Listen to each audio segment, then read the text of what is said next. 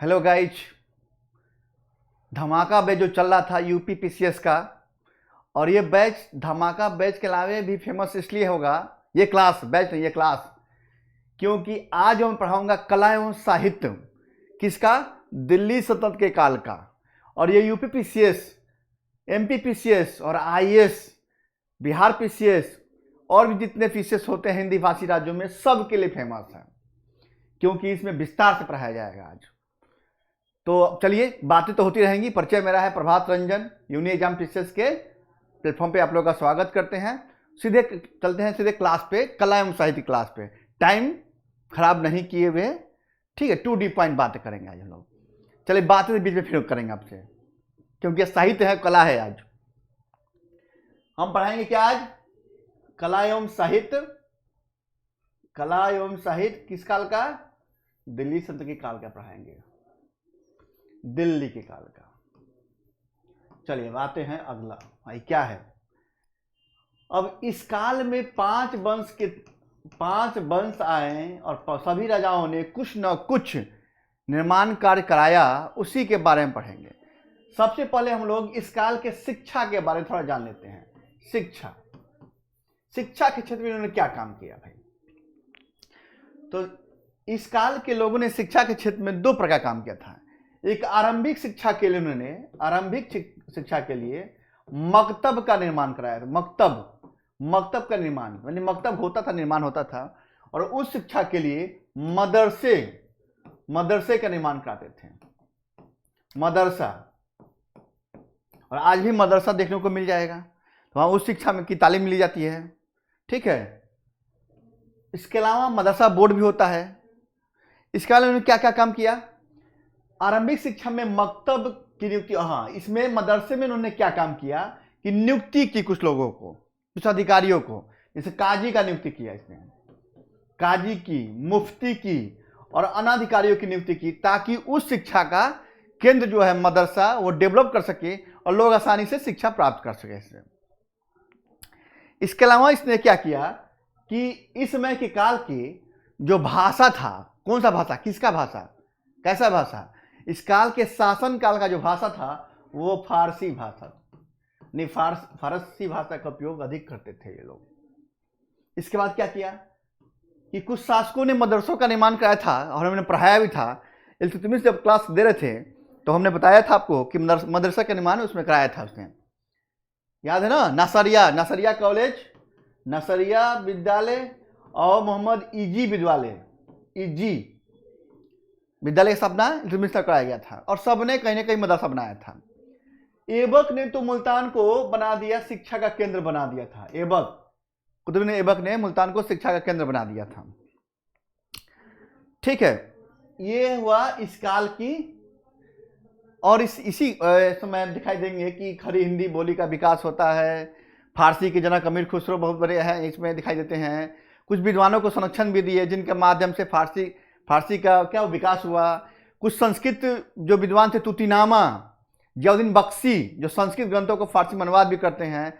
तो शिक्षा के विकास से फायदा इतना होता है। और सिकंदर लोदी द्वारा लजित सिकंदरी, उसके बाद फुतवाते, फिर एफएसटी द्वारा भी अनुवाद विभाग की स्थापना की जाती है। तो इस शिक्षा का विकास का एक माध्यम पूरा दिखाई देता है पूरे इस काल में। जो प्रश्न बने हैं मैंने बता दिया यहाँ पे। अब चलते हैं इसके निर्माण कार्य पे चलते हैं, तब हम पढ़ाएंगे साहित्य। अभी पढ़ाते हैं कला। चलिए कला की बात करते हैं। कला क्या क्या भाई निर्माण किया इन्होंने। सबसे पहले निर्माण कार्य जो शुरू हुआ इन लोगों के काल में, वो भाई पहला शासक कौन था, ऐबक था, गुलाम वंश का। तो इसके द्वारा क्या क्या बनवाया गया, कौन कौन से निर्माण कार्य किए गए। स्थापत्य कला में एक चीज यहां दिखाई देता है, स्थापत्य कला भी अभी हम पढ़ाएंगे। स्थापत्य कला में एक चीज यहां दिखाई देता है कि पहले से प्रचलित जो शैली चली आ रही थी, शैली कौन सी शैली, वो हिंदू शैली, उसमें इस्लामिक शैली का सम्मिश्रण हो जाता है। इस्लाम के लोग जो आए थे, लोग इस्लामिक शैली का सम्मिश्रण हो जाता है, और इंडो इस्लामिक शैली का विकास हो जाता है यहाँ से। यानी अब दिखाई देता है ये लोग सब तुर्क थे, तो तुर्क में जो दिखाई देते हैं, तुर्क लोग में हिंदू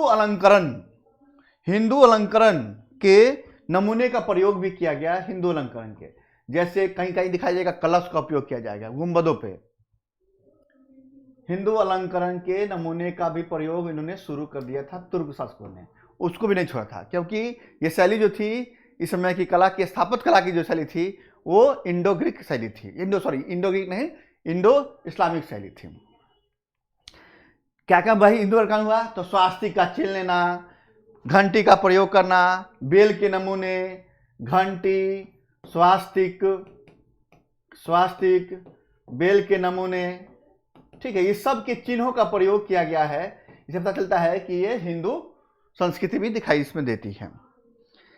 इस्लाम के आगमन से पूर्व, जब यहाँ इस्लाम का आगमन हुआ था, यानी उमद गजनवी आते हैं, उसके आगमन से पूर्व जब पूर्व मध्यकाल पढ़ेंगे और प्रांतीय शासन जब पढ़ेंगे वहाँ पे, तो वहाँ दिखाई एक चीज देगा कि इस समय के काल में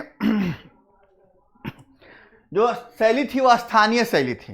हाँ, जैसे स्थानीय शैली में क्या उपयोग करेंगे लोग? स्थानीय शैली, जो भी राजा हुए वो, एक मिनट रुक जाइए इसका, वो स्थानीय शैली का प्रयोग इस्लाम के आगमन से पूर्व होते थे। इसमें क्या यूँ था खासियत स्थानीय शैली का?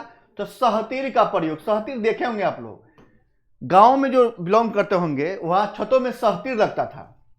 ये छत हो गया घर का, इसमें सहतीर का उपयोग होता था और आज भी गांव में ये सहतीर मिलता है, देखने को मिलता है। तो सहतीर का उपयोग किया गया, सहतीरी शिल्पकला थी। दूसरा था जो शैली था धार्मिक मौलिकता, यानी धार्मिक चीजों का अलंकरण किया जाना, ये भी दिखाई देता है। जैसे लोक शैली का भी विकास इसमें दिखाई देता है। धार्मिक मौलिकता, लोक शैली का विकास, जो जैसे वही बताएं स्वास्थ्य का अंकन किया जाना, ये सब धार्मिक अंकन है, यानी लोक शैली के विकास की बात की जाती है। ये इस्लाम के आगमन से पूर्व की शैली थी। जब इस्लाम स्थापत्य विकास होता है, इस्लाम के स्थापत्य का विकास होता है, तब क्या क्या प्रयोग करते हैं ये लोग? देखिए, इस्लाम के आगमन के बाद ये कौन कौन शैली का उपयोग करेंगे? ये भाई क्या क्या करेंगे? तो मेहराब का प्रयोग, मेहराब, गुंबद बनाएंगे, ऐसे गुंबद बनाएंगे, ऐसे मेहराब का उपयोग करेंगे, गुंबद बनाएंगे ये लोग। दूसरा क्या काम करेंगे? जीवित वस्तुओं के चित्रण का जो चित्रण होता था वो निषेध कर दिया, कहा कि नहीं, जीवित वस्तुओं के चित्रण जो थे उसका निषेध, उसका प्रयोग नहीं किया जाएगा। तो क्या होगा? जब जीवित वस्तु के चित्रण का निषेध कर दिया गया तो क्या होगा? तो लिखावटी और ज्यामितीय आकार की, लिखावटी और ज्यामितीय डिजाइनों का अंकन किया गया। लिखावटी और ज्यामितीय अंकनों का प्रयोग करना इन्होंने शुरू कर दिया था। तो इसी समय तुर्कों के समय ही, जब तुर्क आए थे, ये तुर्की थे लोग, बताया था ना कि तुर्क लोग थे, तो तुर्कों समय ही एक चीज और प्रयोग किया गया था, वह है अरबी लिपि का प्रयोग किया गया। तुर्कों के समय ही अरबी लिपि के प्रयोग किया गया और इसका अलंकरण के लिए संधि विधि अरबक का प्रयोग किया गया था। अलंकरण के लिए इन्होंने अरबस्क लिपि का भी, अरबस्क का प्रयोग भी किया था संधि विधि के रूप में, ठीक है। और इस्लामिक संस्कृति में और चीज क्या दिखाई देता है भाई? इस्लामिक संस्कृति में सम्मिश्रण किसका किसका हुआ? अभी ने बताया हिंदू है, तो इसमें हिंदू, बौद्ध और जैन, ये तीनों का प्रयोग किया गया, इनका सम्मिश्रण किया गया, इस्लामिक संस्कृति में प्रयोग किया गया। तो अब इसी पे हमने अभी बताया कि सहतीरी शैली और मेहराब गुंबद। सहतीरी शैली कब? इस्लाम के आगमन से पूर्व, और मेहराब गुंबद कब? इस्लाम के आगमन के बाद, यानी सल्तनत काल में जो बने हैं मेहराब गुंबद बने हैं। इसके बीच डिफरेंस क्या है? ये सवाल यूपीएससी में पूछा जाता है। अभी देखिए डिफरेंस बताता हूं मैं उसको। ये देखिए, सहतीरी शिल्प शैली और मेहराब गुंबद शैली, इसके बीच डिफरेंस क्या है? यूपीएससी में पूछा गया प्रश्न है और पूछे जाते हैं। चलिए, क्लास इंपॉर्टेंट था, कला संस्कृति यूपीएससी के व्यू से भी ठीक सही था, और यूपीपीसीएस में तो सवाल पूछते ही पूछते हैं इससे। जैसे क्या पहचान कैसे करेंगे कि कौन सहतीरी शैली का है और कौन मेहराब गुंबद शैली का है? तो ये लिंटन और स्तंभों के प्रयोग द्वारा पहचाना जाता है। याद है, गांव में लिंटन का प्रयोग होता था। गांव में जब बनेंगे घर, छतों में लिंटन का प्रयोग किया जाता है और स्तंभ बनते थे। इसके माध्यम से इसकी पहचान की जाएगी। दूसरा है ये मेहराब गुंबद का प्रयोग। तब में जहां मेहराब होगा और गुंबद हो, गुंबद समझते हैं ये, गुंबद, ऐसे गुंबद बनता था, ये गुंबद का प्रयोग करेंगे। दूसरा ऊपर का भाग क्या होता है, इसके दूसरा आधार क्या है पहचान करने का, ऊपर का भाग। तो इस शैली में संरचना के शीर्ष पर मुक्त शिखर होता था, शिखर, जो आकार में कोणीय वक्रीय, कोणीय या तो कोणीय होगा या वक्र के आकार का होगा, वक्र के आकार का होगा ये शिखर। इसमें क्या था, मेहराब गुंबद शैली में क्या था, इस शैली की संरचना का शीर्ष भाग हमेशा गुंबद होता था, गुंबद, ऐसे गुंबद जो आकार में अर्धगोलाकार यानी आधा गोलाकार ऐसे प्रयोग होता था, अर्धगोलाकार का प्रयोग ये गुंबद के रूप में होता था, अर्धगोलाकार के रूप में होता था।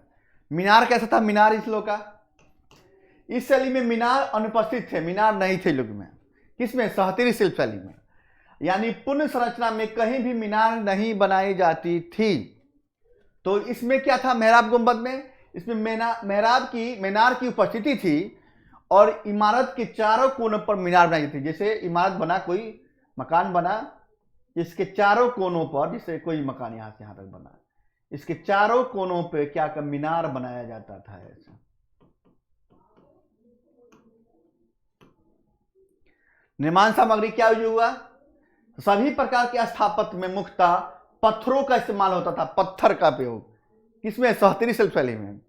मगर इसमें डॉटदार पत्थर का उपयोग होगा ही होगा, ईंट का उपयोग, चूने पत्थर का उपयोग, जिप्सम का गारा के माध्यम से ईंटों मतलब पत्थरों को जोड़ा जाता था, गारा के माध्यम से, जिप्सम के माध्यम से, चूना पत्थर का उपयोग करेंगे, ईंट का प्रयोग करेंगे, डॉटदार पत्थर का उपयोग करेंगे, आदि का इस्तेमाल निर्माण कार्य में किया जाता था, किसमें, मेहराब गुंबद में।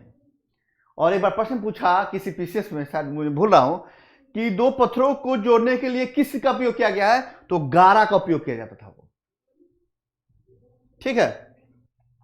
ये अंतर हुआ सहतरी शैली और मेहराब गुंबद शैली, यानी इस्लाम के आगमन से पूर्व की शैली जो थी इंडिया में विकसित थी वो शैली, और इस्लाम के आगमन के बाद की शैली सहतरी से मेहराब गुंबद की शैली। और इसी मेहराब गुंबद की शैली पे पूरा दिल्ली सल्तनत की स्थापत्य कार्य का निर्माण किया जाएगा। चलिए आगे बढ़ते हैं इसकी, अब आते हैं कि करके, अब कौन सा, दिल्ली सल्तनत के काल के महत्वपूर्ण निर्माण कार्य। तो निर्माण कार्य में देखिए अब क्या है, सबसे पहले कुतुब मीनार, हाँ कुतुब मीनार, ऐबक द्वारा, सबसे पहले ऐबक द्वारा कौन कौन गुलाम वंश का फर्स्ट शासक संस्थापक, इसने क्या का निर्माण किया, तो कुतुब मीनार का निर्माण किया इसने, किसका, कुतुब मीनार का निर्माण किया, किसके, तो बख्तियार काकी जो था सूफी संत ख्वाजा बख्तियार काकी, उसके याद में, ये बख्तियार काकी के याद में इसने कुतुब मीनार का निर्माण किया। और ये मरने से पहले पूरा नहीं करा सका, और इस कुतुब मीनार के निर्माण का पूरा काम जो किया इल्तुतमिश ने किया था। मगर इसमें एक और घटना आती है कि एक समय भूकंप के माध्यम से, जो आपदा आए थे उसके माध्यम से चौथी मंजिल ढह जाती है, तो इसका चौथी मंजिल और पांचवी मंजिल एफएसटी फिरोज शाह तुगलक बनवाएगा इसको, यानी एक कुतुब मीनार में 3 शासक किए हैं काम। फाइनली तो इसका निर्माण जो किए थे वो इल्तुतमिश किए थे, मगर ऐबक द्वारा शुरू किया गया था, ठीक है। और इसके बारे में कहा जाता है, विवाद का विषय भी है कुतुब मीनार क्या है, कि ये पहले जैन था, जैन मंदिर था, बाद में विष्णु मंदिर की भी जिक्र की गई है इसमें, कुछ इतिहासकार जिक्र करते हैं। और वर्तमान में विवाद का बिंदु है और कोर्ट में केस भी चल रहा है इसके मामलों के लेके। इसलिए यूपीएससी वाले बच्चे जो हैं, यूपी में सबसे बच्चे, हो सके तो इस पे सवाल प्रश्न बनेगा ही बनेगा, विवाद के बिंदु के हैं कुतुब। अब ऐसे नहीं पूछता सवाल क्या है, देखिए ये सोमनाथ मंदिर का उद्घाटन किया जाता है, तो सोमनाथ के बारे में जो चीजें होती हैं सब चीजें पूछ दी जाती है, कि इसकी निर्माण शैली कौन सी शैली थी, कब पहली बार निर्माण हुआ, कौन आक्रमण किया, इसका काम किया। तो उसी तरह कुतुब मीनार के बारे में पूछा जाएगा कि इसका निर्माण कौन किया, किस शैली का उपयोग किया गया है, कौन से मंदिर है इसमें, पहले क्या था, ठीक है, ये सब बातें पूछी जाएगी इसमें। कुतुब मीनार के बारे में ये डिस्कस है, इसलिए आप लोग इस पे कोर्ट में कुछ हिंदुवादी तत्व ने केस भी किया है, ताकि नहीं ये मंदिर है, विष्णु मंदिर था, इसका भी नाम चेंज किया जाना चाहिए, इसकी जगह विष्णु मंदिर बनाया जाना चाहिए। ये विवादें होती रहती हैं, मगर आपको पढ़ना पड़ेगा। ठीक है, उसके बाद उसी के बगल में बना है कुबत उल इस्लाम मस्जिद बनाया है, कौन? ऐबक ने बनवाया था। फिर आता है 2.5 दिन का झोपड़ा, ये भी बनवाया ऐबक ने। ऐबक ने ये भी बनवाया, और ये बनवाया कहां? तो अजमेर में बनवाया था। कहां बनवाया? अजमेर में बनवाया ऐबक ने 2.5 दिन का झोपड़ा अजमेर में। ठीक है, इसके बारे में कहा जाता है पहले यह मठ या बिहार था। मठ या बिहार था, विहार, नॉट बिहार, विहार, विहार, मठ या बिहार था। उसके बाद ये संस्कृत विद्यालय भी था, संस्कृत विद्यालय था, जिस पे हरिकेला, हरिकेली बोलते हैं, कहीं हरिकेला मिलता है। हरिकेला नामक नाटक, हरिकेला नामक नाटक अलंकृत है। जो हरिकेला नामक नाटक चौहान वंशीय विग्रहराज चतुर्थ द्वारा लिखी गई थी, उसी के हरिकेला नाटक को संस्कृत विद्यालय पे अलंकृत किया गया है, जो बाद में मठ या बिहार बन गया। उसके बाद में इसको ट्रांसफर करके, इसको चेंज करके अलाउद्दीन खिलजी ने अजमेर में 2.5 दिन का झोपड़ा बना दिया इसको। इतनी कहानी है इसके बारे में। यह भी कहा जाता है कभी कभी कुतुब मीनार के बारे में कि ये तुर्की विजय का प्रश्न के, तुर्की विजय के लिए ये विजय स्तंभ भी है, ये विजय स्तंभ के रूप में। ये मान्यताएं हैं, कंफर्म नहीं है, इतिहासकार कहते हैं मान्यताएं हैं। इसी के बगल में महरौली लौह स्तंभ भी है, जो चंद्रगुप्त द्वितीय के काल का है। ठीक है, उसमें ऐसा केमिकल का उपयोग किया गया है जो लोहे का तो है, मगर आज तक उसमें जंग नहीं लगा। ये भी कला संस्कृति में पढ़ना होगा और पढ़ाया जाएगा।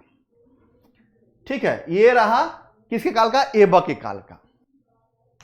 दूसरा है इल्तुतमिश के काल का, इल्तुतमिश के काल का। इसके बाद इसका दामाद जो गुलाम था ऐबक, जो गद्दी पर बैठा इल्तुतमिश, उसके बारे में उसने कौन कौन सा निर्माण कार्य कराया। तो इसने पहले इल्तुतमिश का मकबरा बनवाया, अपना खुद मकबरा खुद बनवा लिया। सोचिए कैसा था शासक, अब अपना मकबरा ही बनवा लेता है।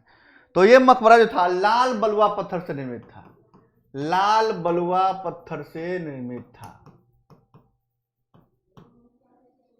ठीक है, उसके बाद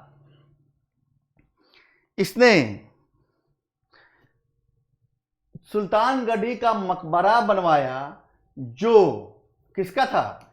ये अपने पुत्र नसरुद्दीन मोहम्मद की याद में बनवाया था। उनके मरने के बाद बनवाया था सुल्तानगढ़ी का मकबरा।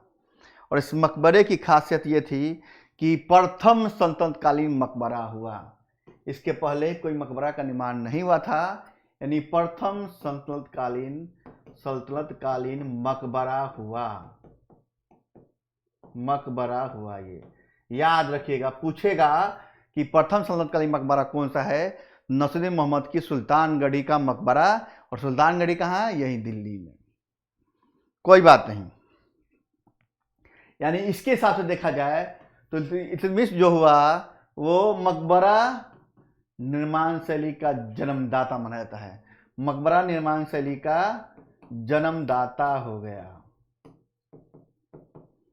उसके बाद देखिए इसने और क्या काम किया।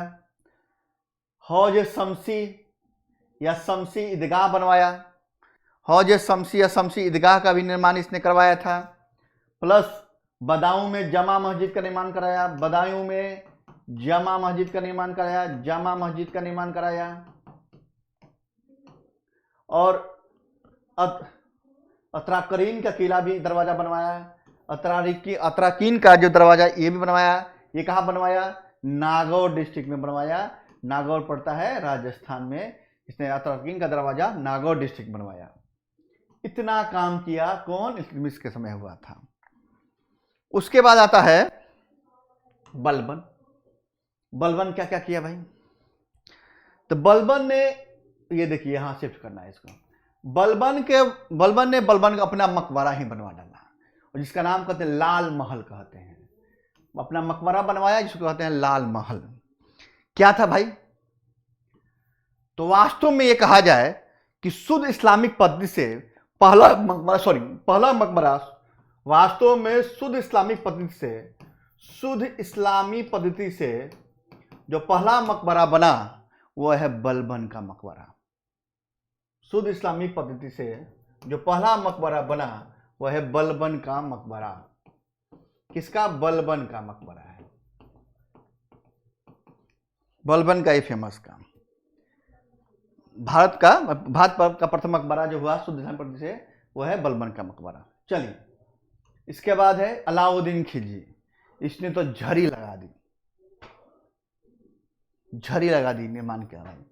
क्या बनवाया भाई? देखिए, अलाउद्दीन ने सीरी का किला बनवाया। सीरी का किला दिल्ली में मिलता है आपको। हौज अलाई बनवाया। और हौज अलाई को क्या बोलते हैं हम लोग? ठीक है। उसके बाद निजामुद्दीन औलिया के दरगाह के सामने जमायत खाना का मस्जिद बनवाया। और इस मस्जिद के बारे में कहा जाता है कि तत्कालीन सबसे बड़ी मस्जिद थी, जिसको हजार सुतून बोलते हैं।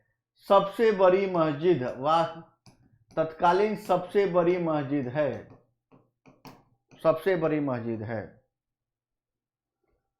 तत्कालीन सबसे बड़ी मस्जिद है। और ये जो भी बना इस्लामी विचारधारा पे बना था। इसने कुबत इस्लाम मस्जिद का विस्तार भी करवाया। इसने कुबत उल इस्लाम मस्जिद का विस्तार भी कराया, जो कुतुब मीनार के पास था, उसका विस्तार भी कराया इसने। और जमात खाना मस्जिद बनवाया। इसी को कहते हैं हजार सुतून कहते हैं। और उसके बाद अलाई दरवाजा बनवाया। और ये अलाई दरवाजा कहाँ पे है? कुतुब मीनार के निकट प्रवेश द्वार है। ठीक है, ये अलाई दरवाजा। ठीक है, क्या कहा जाता है अलाई दरवाजा के बारे में? सुन लीजिए अब इसके। पहली बार अलाई दरवाजा जो है, अलाई दरवाजा पहली बार वैज्ञानिक विधि से बना। पहली बार वैज्ञानिक विधि से बना हुआ है। पहली बार वैज्ञानिक विधि से, पहली बार। दूसरा, इसमें क्या हुआ? इस्लामिक पत्ती का उपयोग किया गया। केवल इस्लामिक पत्ती का, इसमें मिक्सर नहीं है, केवल इस्लामिक पत्ती का उपयोग किया गया है। अलाई दरवाजा में है। घोड़े के नाल की आकार का प्रश्न पूछा यूपी में। घोड़े के नाल के आकार का भी है ये अलाई दरवाजा। घोड़ा का नाल देखें, ऐसे करके घोड़ा का नाल होता है ये। ठीक है, सीरी के निकट है। और एक गुंबद भी है, इसमें गुंबद का निर्माण किया गया है। और शुरू में ये फोटो था, वो अलाई दरवाजा का ही फोटो था, प्रवेश द्वार के रूप में। ठीक है, सीरी के निकट जो है हौजे खास। सीरी किला के निकट जो है सीरी फोर्ट जो है दिल्ली में है। उसने यही कौन बनवाया था? अलाउद्दीन बनवाया था। उसी के निकट ही हौजे अलाई या हौजे खास का निर्माण भी कौन किया था? ये अलाउद्दीन खिलजी द्वारा किया गया था। ठीक है, ये रहा अलाउद्दीन खिलजी का निर्माण काल। चलिए अब देखिए आगे के काल का भाई। उसके बाद ऊखा मस्जिद, इसका जो लास्ट शासक हुआ खिलजी वंश का, मुबारक शाह खिलजी, इसने ऊखा मस्जिद का निर्माण कराया। किसका? ऊखा मस्जिद का निर्माण कराया इसने। अब आता है तुगलक काल। तुगलक काल में सबसे अच्छा उपयोग क्या हुआ कि इसने लाल बलुआ पत्थर का उपयोग कम करके इसमें लाल बलुआ पत्थर प्लस संगमरमर का उपयोग दोनों का करने लगा था। प्लस साथ में इन लोगों ने दीवार ढालने का काम, ढलवा दीवार का प्रयोग करना शुरू कर दिया था। ढलवा दीवार का प्रयोग करना शुरू कर दिया था ये लोगों ने। प्लस मटमैले सादी तस्वीर, इसमें कोई अलंकरण नहीं, बहुत सादी तस्वीर बनाया था, सादा था, यानी अलंकरण कम और सादा जो भी बनेगा सादा बनेगा, सिंपल बनेगा। और मटमैले पत्थर का प्रयोग करना शुरू कर दिया। साधारण मटमैले पत्थर का प्रयोग करना शुरू कर दिया, साधारण पत्थर का प्रयोग करना शुरू कर दिया। इतनी विशेषता थी तुगलक काल के स्थापत्य में। ठीक है, भव्य, और हाँ इसमें है कि भव्यता बहुत अधिक था। भव्य थे, भव्य बनाए जाएंगे, विशाल बनाए जाएंगे, सादे बनेंगे। मगर इसलिए देखिएगा तुगलकाबाद का जो किला बना चाहे फिरोज शाह कोटला मैदान बना, सब साधारण है बहुत विशाल और भव्य है ये। अब क्या क्या हुआ, तो तुगलकाबाद का जो किला है ये किसने बनाया, तो गयासुद्दीन तुगलक ने बनाया था, गयासुद्दीन तुगलक ने बनाया था। इसमें ये क्या है, इसमें संगमरमर और लाल बलुआ पत्थर का उपयोग किया गया था, संगमरमर और लाल बलुआ पत्थर का उपयोग किया गया था इसमें। ये क्या है और क्या है, इसके बारे की खासियत, ये कृत्रिम झील के बीच में, इसके बीच में कृत्रिम झील का भी निर्माण किया गया था। इसकी खासियत है कृत्रिम झील का निर्माण किया गया था, उसके बीच में ये बनाया गया था। कौन, गयासुद्दीन तुगलक का मकबरा, यानी तुगलक का किला, गयासुद्दीन तुगलक का मकबरा। ठीक है, यानी गयासुद्दीन तुगलक का मकबरा जो बना, के पास देखा जाए तो कौन बनाया था, गयासुद्दीन तुगलक बनवाया था। ये कृत्रिम झील के बीचों बीच मकबरा बनवाया गया था। एक खासियत इसमें और है कि इसके शिखर पर देखा जाएगा, शिखर पे कलश का फोटो दिखाई देता है, इसके शिखर पे कलश का फोटो दिखाई देता है। एक बार उसकी फ्रेश कर देते हैं तब समझ में अच्छे से आएगा आप लोग को। यानी गयासुद्दीन तुगलक के मकबरे की जब बात करते हैं, यानी मकबरा जो है बनवाया खुद कृत्रिम झील के बीच में तुगलकाबाद किले के पास में, और इसमें इसके शिखर पर कलश दिखाई देता है, कलश, ठीक है, या आमल कहते हैं, कलश दिखाई देता है, यानी हिंदुवादी तत्व दिखाई देते हैं इसमें। ठीक है, उसके बाद और भी ये बस इतना ही काम था गयासुद्दीन तुगलक का। फिर एमबीटी का क्या क्या काम रहा, एमबीटी ने, यानी मोहम्मद बिन तुगलक ने, एमबीटी ने, मोहम्मद बिन तुगलक ने एक जहांपनाह नगर की स्थापना किया, जहांपनाह नगर की स्थापना किया। दूसरा आदिलाबाद का किला बनाया, क्या बनवाया, आदिलाबाद का किला बनवाया, जहांपनाह नगर बनवाया। और तुगलकाबाद में ही ये जो किला जो है तुगलकाबाद में ही है, और ये आदिलाबाद किला और जहांपनाह नगर बनाया। दो काम एमबीटी का रहा। इसके बाद शासक जो आएंगे किसके बाद, इन लोगों के बाद अब आएगा लोधी वंश के जो काल कहा जाता है, इसके बारे में ये कहा जाता है। अच्छा अभी रुकिए, अब ये एफएसटी तो बाकी रह गए, कहाँ जाएंगे एफएसटी छोड़ के। एफएसटी ने क्या क्या काम किया, एफएसटी ने काम क्या किया कि हौज खास के पास एक मदरसा बनवाया भाई, हौज खास के पास एक मदरसा का निर्माण किया। ठीक है, और फिरोज शाह कोटला जो मैदान दिखाई देता है, फिरोज शाह कोटला मैदान जो है ये है, इसका निर्माण भी एफएसटी ने करवाया था। इसकी निर्माण की खासियत ये थी कि इसने छज्जा जो बनवाया था, छज्जा बनवाया, छज्जों का निर्माण तिरछे में किया था। उसका छतरियों मंडपों का भी निर्माण किया था इसने, झरोखा दर्शन के लिए झरोखे, छतरिया मंडप आदि का निर्माण कौन करवाएगा, एफएसटी काल में। ये कला की विशेषता थी उनकी। ठीक है, और पहाड़ी पर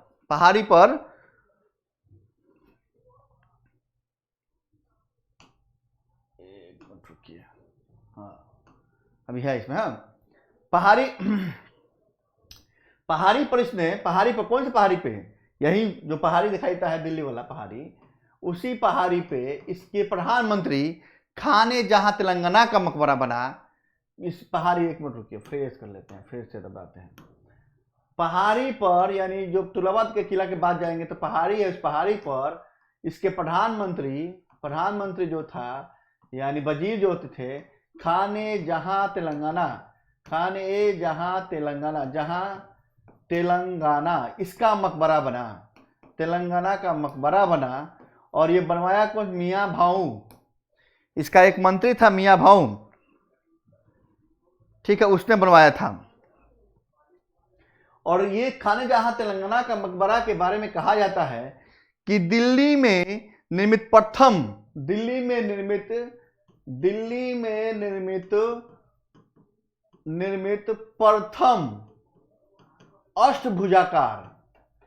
अष्टभुजाकार, 8 भुजा वाला, 1 2 3 4 5 6 7 8, 8 भुजा वाला मकबरा है, अष्टभुजाकार मकबरा है। इनके बारे में कहा जाता है, किनके खाने जहां तेलंगाना के मकबरे के बारे में कहा जाता है कि अष्टभुजाकार मकबरा है ये। इसके अलावा काली मस्जिद, खिड़की मस्जिद, काबा मस्जिद, ये सब बनवाया है कौन? ये कौन? एफएसटी के द्वारा ये बनवाया गया था। काली मस्जिद, खिड़की मस्जिद सब ये बनवाया गया था। और गयासुद्दीन, जो गयासुद्दीन का मकबरा था, गयासुद्दीन का, वो ऊंचे चबूतरे पे, जैसे चबूतरा ऊंचा बन गया, इस पे मकबरा बनवाया गया था। चलिए अब आगे आइए। उसके बाद हाँ, अब आया लोदी वंश। लोदी वंश की खासियत ये थी कि इन्होंने गार्डन बनवाना शुरू किया, उद्यान बनवाना शुरू किया, उद्यान। और उस उद्यान के बीच में मकबरा बनवाया। और एक खासियत और इनके लिए, एक गुंबद नहीं, दोहरे गुंबद का प्रयोग किया, 2 गुंबदों का निर्माण किया इन्होंने, 2 गुंबद का निर्माण किया, एक साथ 2 गुंबद का निर्माण किया, दोहरे गुंबद का। और चबूतरे पे, ऊंचे चबूतरे पे ये बनाएंगे क्या? मकबरा। और प्लस में अगल बगल पूरा गार्डन होगा, इसलिए लोदी गार्डन दिल्ली में बहुत अधिक है। तो इसमें इब्राहिम सबसे पहले आता है बहलोल लोदी। तो बहलोल लोदी ने सबसे पहले आता है बहलोल लोदी, और बहलोल लोदी ने मकबरे, ऊंचे चबूतरे पे, दोहरे गुंबद का निर्माण, दिल्ली में लोदी गार्डन, उद्यानों के मध्य में। और मकबरे की खासियत देखिए, इसमें मकबरे की खासियत ये थी कि 2 पार्ट में मकबरे बनते थे। एक मिनट रुक जाइए, इसको थोड़ा फ्रेश करके। मकबरे लोदी काल में मकबरे जो बनते थे, लोदी काल में 2 प्रकार के बनते थे। यदि शासक बनवाएंगे तो अष्टभुजी होगा, शासक बनवाएंगे तो अष्टभुजी सुल्तान द्वारा, और उनके चेले चपाटी अमीर बनवाएंगे तो चतुर्भुजी मकबरा होगा, यानी चतुर्भुजी मकबरा होगा। इसीलिए बहलोल लोदी का जो मकबरा बनता है, यानी मकबरों का काल कहा जाता है इसमें। किसको? लोदी वंश को मकबरों का काल कहा जाता है, मकबरों का काल कहा जाता है। ठीक है। इसके बाद देखेंगे, अब है बहलोल लोदी। तो बहलोल लोदी क्या था कि बनवाया क्या? मकबरा। और इसका मकबरा बनवाया लोदी काल का है। फिर सिकंदर लोदी का मकबरा किसने बनवाया? इब्राहिम लोदी ने। इसी समय मोठ मस्जिद बनता है, जो लोदी काल का मियाँ भुआ जो प्रधानमंत्री था, मोठ मस्जिद का निर्माण करता है। मोठ, उसमें मैंने बोला है, सॉरी उसके लिए, कि मियाँ भुआ यहाँ मिलेंगे मोठ मस्जिद के निर्माण में। मियाँ भुआ जो प्रधानमंत्री था सिकंदर लोदी का, उसके द्वारा मोठ मस्जिद का निर्माण कराया जाएगा। ठीक है। और ये इसमें मकबरे में देखिए स्थानीय शिल्प, स्थानीय कला, तुर्की शिल्प, एक नई शैली, गुंबद के स्थान पे दोहरे गुंबद, ये सब स्थापना किया जाएगा इनके काल में। ये रहा पूरा स्थापत्य काल आपका। ठीक है। जब स्थापत्य पढ़ लेंगे तो संगीत काल की बात आएगी, कला संगीत की बात आएगी। तो अमीर खुसरो ने कला संगीत में बहुत विकास किया। बस गोपाल नामक एक संगीतकार हुआ, इसको अलाउद्दीन खिलजी दक्षिण से लेके आया और अमीर खुसरो को संरक्षण में दे दिया था। ये संगीतकार के रूप में मिलता है इनके बारे में। ठीक है। चलिए, ये सब बातें होती रहेंगी, ये ज्यादा नहीं पढ़ना है, मेन ये स्थापत्य कला पढ़ना है। अब आइए, ये मैंने पढ़ा चुका है। अब देखिए, अब साहित्य की मैं चर्चा करता हूं। साहित्य कोई यार, साहित्य और जो फेमस किताब है उनके बारे में चर्चा करता हूं। सब विद्वान, जितने हुए दिल्ली सल्तनत विद्वान हुए, सबने संरक्षण दिया किसी ना किसी विद्वान को, सबने संरक्षण दिया। जैसे बलबन के द्वारा बरनी को दिया गया, बलबन द्वारा अमीर खुसरो और अमीर हसन को दिया गया। अमीर खुसरो को तोता हिंद बोला जाता है। इनका जन्म एटा के पटियाला में हुआ, एटा के पटियाला। ठीक है। अमीर हसन को सादी बोलते हैं। ठीक है, अमीर हसन को सादी बोलते हैं। उसके बाद जब आएंगे उसके बलबन के बाद एमबीटी देखेंगे तो बरनी है, FST में बर्नी अफीफ है, सब ने किसी न किसी को संरक्षण दिया। MBT के समय ही एक जिया बख्श था जो तूती नाम किताब लिखा था, जो संस्कृत भाषा में था, इसको अनुवाद करके फारसी में कर दिया था। फारसी में अनुवाद करके संस्कृत भाषा किताब तूतीनामा को MBT के समय ही ये किया था। चलिए किताबों पे आते हैं हम लोग, धीरे धीरे एक एक साहित्य की चर्चा कर लेते हैं हम लोग। ग्रंथ और नाम, तो ये है राणा कुंभा के द्वारा संगीत राज। ये आपको जब पढ़ाएंगे प्रांतीय साम्राज्य, तो उस समय हम मेवाड़ शासक जाएंगे तो राणा कुंभा की चर्चा करेंगे। तो संगीत राज की किताब जो थे, राइटर कौन थे, लेखक राणा कुंभा। रागमाला पूछा गया प्रश्न है, पुंडरीक विठल। हसन निजामी, ताजुल मासरी, बार बार बोले हैं क्लास के दौरान। अमीर खुसरो, किताब नाम देख लीजिए, अमीर खुसरे तारीख दिल्ली, अमीर खुसरो द्वारा। तुगलकनामा, अमीर खुसरो के द्वारा। नूह सिपहलार बोलते हैं, नूह सिपहलार। इसमें उसने भारत का वर्णन किया है। भारत की किस चीज का वर्णन किया है, भारत के एनवायरमेंट का वर्णन किया है। यानी पहली बार भारतवर्ष का वर्णन अमीर खुसरो द्वारा किस में किया गया, नूह सिपहलार में किया गया है। एक इसकी किताब थी खजाइनुल फुतूह, एक मिनट की लिख ही देते हैं उसको। अमीर खुसरो की किताब थी खजाइनुल फुतूह, जिसमें अलाउद्दीन खिलजी के विजयों का वर्णन, नॉर्थ और साउथ जो जीते हैं, इंडिया की बात कर रहा है, उसके पूरे विजयों का वर्णन किया गया है। एक किताब आशिका या आशिकी बोलते हैं, जिसमें देवल देवी और खिज खां के प्यार का वर्णन, खिज खां के पूरे प्रेम प्रसंग का वर्णन किया गया है। अब आइए, आशिकी आ गया, अमीर खुसरो द्वारा आशिकी लिखा गया। खजाइनुल फुतूह बता ही चुके थे अभी। तारीख मोहम्मदी, मोहम्मद बिहद खान। तारीख हिंद, अल बरूनी की किताब थी, तारीख हिंद अल बरूनी किताब थी। अल बरूनी मोरक्को यात्री था। तारीख मुबारक शाही, या बिन सिरहंदी। मुबारक शाही कौन था, यही सैयद वंश वाला मुबारक शाह की बात मैं कर रहा हूं। फतवाए जहांगीरी, जियाउद्दीन बर्नी। तारीख फिरोज शाही, शम्स सिराज अफीफ, ये FST में बहुत फेमस पाया।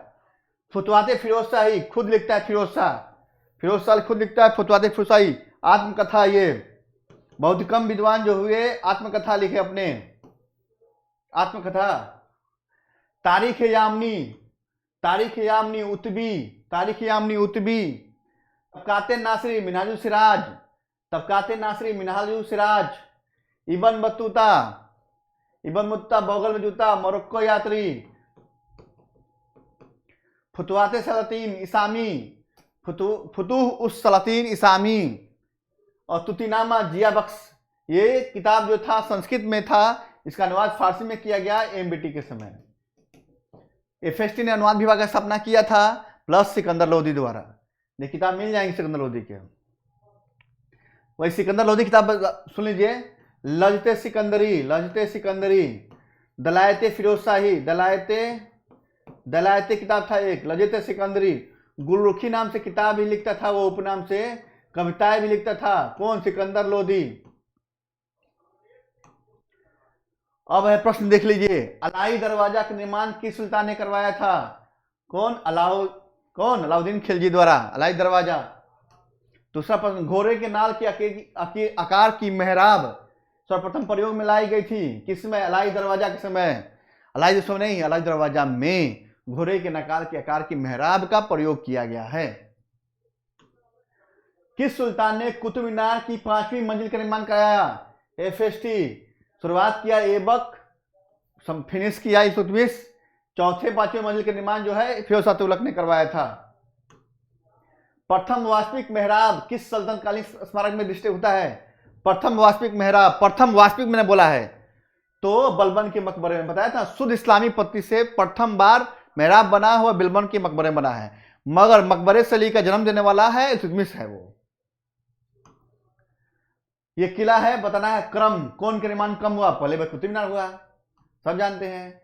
फिर हुआ उसके बाद तुगलकाबाद का किला हुआ, फिर लोधी गार्डन हुआ, फिर फतेहपुर सीकरी हुआ। तो 3 2 3 3 1 2 4 3 1 2 4। अब देखिए, मेहराब की निचली सतह पर कमलकली झालर, अष्टभुजीय मकबरों का उदय। अष्टभुजीय मकबरों का उदय कब हुआ? ये देखिए, खिलजी के काल में हुआ। और झुकी दीवारों की विषय, हाँ, ये मकबरों की निचली सतह पर कमलकली झालर तुगलक काल में हुआ। तो मैच कैसे करेगा ये? अब 2 ए बी है, ए बी सी डी, देखिए मैच करने का। अष्टभुजीय मकबरों का उदय खिलजी है, तो बी का 3, बी का 3 नहीं आ रहा है, तो बी का 4 होना चाहिए। अच्छा, अष्टभुजीय मकबरों का उदय जो है तुगलक काल में हुआ था, बी का 4 हुआ, ए का 3 हो जाएगा। खिलजी काल में मेहराब के निचले सतह, 1 मिनट रुकिए, मिटा ही देते हैं फिर से फ्रेश। मेहराब के निचले झरे खिलजी, अष्टभुजीय मकबरों के समय तुगलक काल में, झुकी दीवारों के विशेष काल जो रहा सी का 1 सरकी और डी का विजयनगर में, यानी इसके हिसाब से ये ए हो जाएगा। चलिए समाप्त। इतने प्रकार के स्थापत्य कला और साहित्य जो प्रश्न बनते हैं हर पीसीएस एग्जाम में, और हमने इसकी विशेषताएं भी खोल दिया, बता दिया, मोटा मोटा बताते इसका निर्माण ये हुआ, मगर हमने बताया कि किसकी क्या विशेषताएं थी। तो इसलिए टॉपिक जो है इंपॉर्टेंट है यूपीएससी एग्जाम के लिए भी, प्लस यूपीपीसीएस के लिए भी, और जो स्टेट पीसीएस होते हैं उन सब के लिए है। एक काम जरूर कीजिए, मुझे मोटिवेट कैसे करेंगे? ये क्लास फ्री चल रही है, तो एक काम कीजिए, लाइक जरूर कर दीजिए, शेयर जरूर करिए सेशन को, प्लस जो नए बच्चे जुड़े हो सब्सक्राइब जरूर कर दिया कीजिएगा। इसी के साथ ही जय हिंद, जय भारत साथियों।